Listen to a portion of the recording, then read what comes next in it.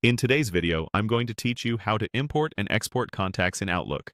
We'll use Outlook on the web, and I'll walk you through importing a CSV file of contacts and then exporting your contacts for backup or sharing. If you already have your contacts in another service, most apps can create a CSV file you can use here.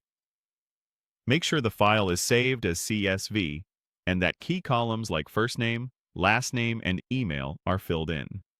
If you have special characters, saving the file as CSV UTF-8 can help keep names intact.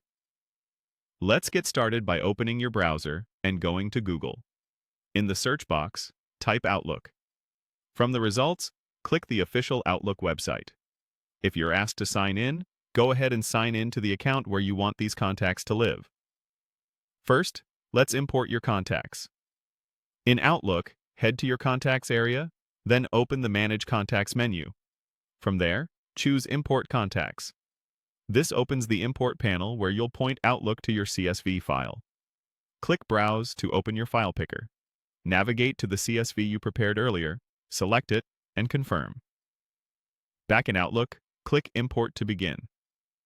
Depending on the size of your file, this may take a moment. When it's done, you should see the imported names appear in your contacts list. If you notice any duplicates, Outlook may group them, and you can review later. A quick tip: if any contact fields look off, it usually means a column header in your CSV didn't match what Outlook expects.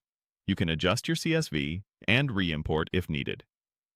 Now let's export your contacts so you have a safe backup or something you can move to another service.